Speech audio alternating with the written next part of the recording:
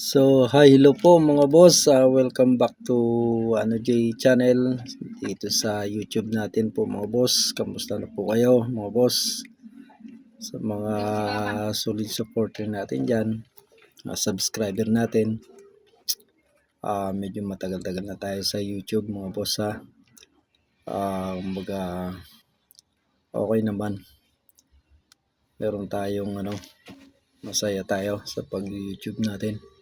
So, ako po si J, isang construction worker po mga boss, mason, carpenter. So, kumbaga round na tayo, round yung nalalaman natin sa construction kasi medyo matagal na tayo sa pag-construction. So, for today's video mga boss, papakita ko sa video kong ito yung pag-construction natin sa warehouse po mga boss. Kaya tayo ng scaffolding, tapos maglalagay tayo ng forma. Simpleng stiffener beam lang po mga boss, simpleng stiffener beam lang, tapos lalagyan natin ng forma, plain lang na beam. Yun, ipapakita natin sa video natin ito. Okay, huwag na tayong magpaligid-ligid pa, introhan na natin mga boss.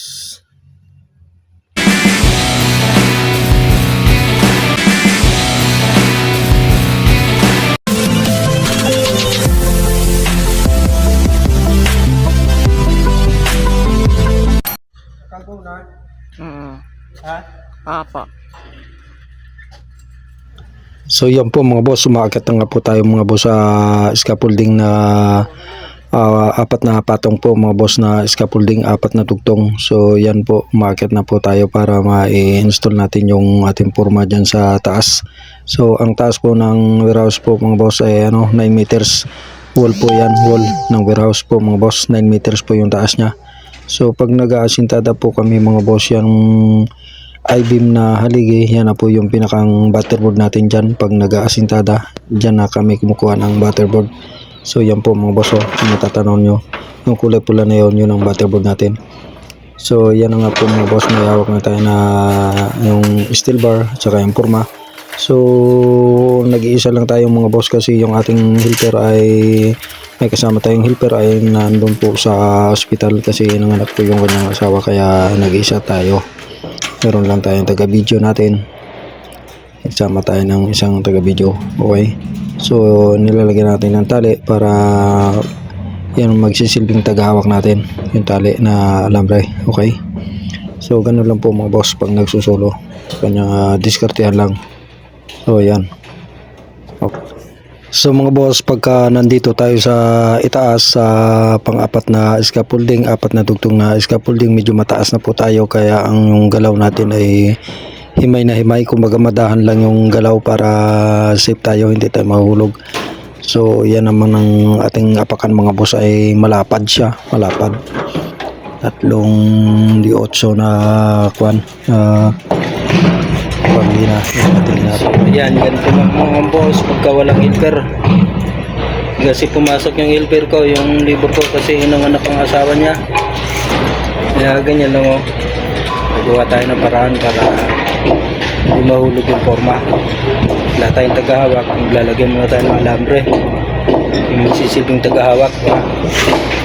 So yun nga po mga boss, nasabi na natin na wala tayong kasama dyan kasi umabsent niya dahil bagong anak po yung asawa ng aking helper, kaya binantayan niya muna sa ospital. So yan po mga boss, maiba na naman tayo dito, naman may hawak na tayo na plywood na pamorma. So yan, yung pang-ipit natin dyan sa forma mga boss ay steel bar na 10mm. Yan po mga boss, steel bar na 10mm, sinasalpak kung ganyan yan, pwede nyo pong gayahin yan kasi yan po mga boss yung kalimitang ginagamit namin sa pagpuporma. Hindi na kami gumagamit ng mga pako. Delikado lamang po yung pako kung madaganan, maapakan mo. So yan yan.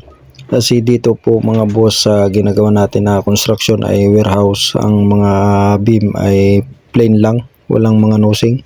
Kaya magandang gamitan ng mga ganyan, clamp.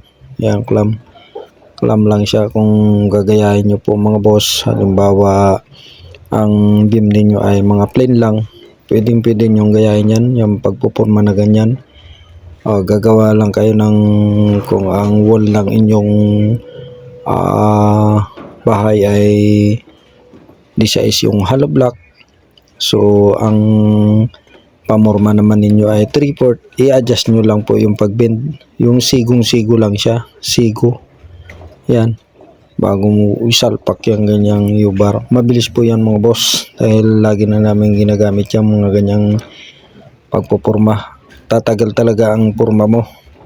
Matagal mong magagamit ang iyong purma. Huwag mo lang ibabagsak pagkatapos ng pagpurma mo. Huwag mo siyang ibabagsak para hindi mapuputol yung purma. Kahit ilang bahay pa yung gawin mo, buo pa rin yung purma mo kasi hindi mo nasisira ang purma hindi pinapakuan. Ganyan lang pakabilis lang tanggalin pagkatuyo, lalo kung matapang yung mo buhos mga boss, yung timpla mo. Pakadali lang tanggalin yung ganyang style na pamorma technique, yung clamp na yan. So ganyan po, pwede nyo pong gayahin yan po mga boss kung kayo ay gagawa ng clamp. Yan, ganda nyo. Kasi yung nagbend po mga boss yung aking kuha na yan, ginagamit, libur lang ang nagbend yan, kaya yung itsura nyo. Pero mahigpit yan mga boss, mahigpit. Kaya lang po mga boss, kung nagano kayo ng bahay, bago ang bahay ninyo ay plain lang yung biga, yan, magbend lang kayo ng ganyang mga steel bar. Pagka natapos na yung bahay ninyo, yung steel bar na yan, magagamit nyo pa yan, uunatin mo lang yan. Maraming paggagamitan yan, walang matatapon po mga boss dyan. So ganyan lang po mga boss pag pupurma ng mga simpleng biga lang, stiffener beam lang, yan, ganyan lang, gawa ka lang ng lock. Okay.